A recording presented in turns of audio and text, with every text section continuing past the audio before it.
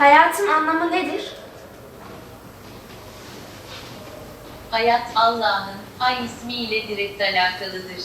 Ve hayatın bütün yön ve detaylarının her biri Allah'ın varlığının isimlerinin seyredilmesi, anlaşılması ve bu bakışla yorumlanmasıyla anlam kazanır. Yapay zeka ile hazırlamış olduğumuz uygulamada toplumda manevi boşluk yaşayan ve psikolojik desteğe ihtiyacı olan bireylere yönelik bir uygulama hazırladık. Uygulamada sorular var ve bunların cevapları var.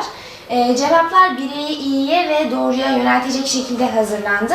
Soruyu soruyoruz ve o sorunun cevabıyla bireyi tatmin edici cevaplar almış oluyor ve bu şekilde psikolojisine destek sağladığımızı düşünüyoruz. Evet. Ödül olan projemizin bir parçası da yönlendirme kartları. Robotik kodlama eğitiminde kullanılmakta olan robotlara birer yönlendirme kartları hazırladık. Bu yönlendirme kartlarında robotları vasıflandırdık. Robotlar haritadaki yolu bir amaç doğrultusunda ilerleyecekti. Bu sayede öğrenciler kodlama eğitimini öğrenirken değerleriyle alakalı olan hikayeyi duyarak da değerlerini öğrenmiş. Mesela başarılı robotta başarının önemini kavramış oluyor.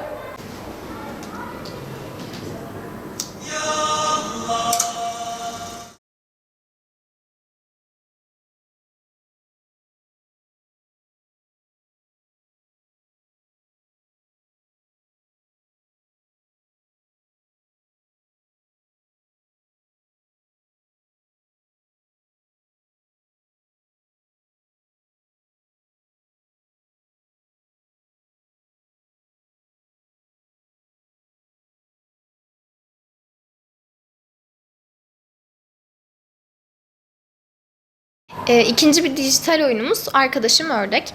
Oyuna yalnız veya bir arkadaş seçerek devam edebiliyorsunuz. Oyuna yalnız devam etmeyi seçtiğiniz zaman oyun bizler için daha zorlu ve daha karmaşık oluyor. Fakat oyuna bir arkadaş seçerek devam ettiğiniz zaman burada bir hayvan arkadaşımız bize yardımcı oluyor ve oyun daha zevkli ve daha kolay bir hale geliyor. Projemizin adı Değerlerimi Kodluyorum. Projeyi iki arkadaşımla birlikte yaptık ve projemizin 3 ana başlığı var. Bunlardan ilki değerleri anlatmak ve benimsetmek amacıyla yaptığımız 3 tane dijital oyunumuz. İkincisi ise değerler eğitiminde, robotik kodlama eğitiminde kullanılması için tasarladığımız bir masa oyunumuz. Üçüncüsü ise Siri benzeri bir uygulamamız. Yaptığımız projenin önemi aslında toplumda değerlerin gitgide ne kadar azaldığını, öneminin gitgide ne kadar azaldığını fark etmemiz ve buna müdahale etmek istememizdi.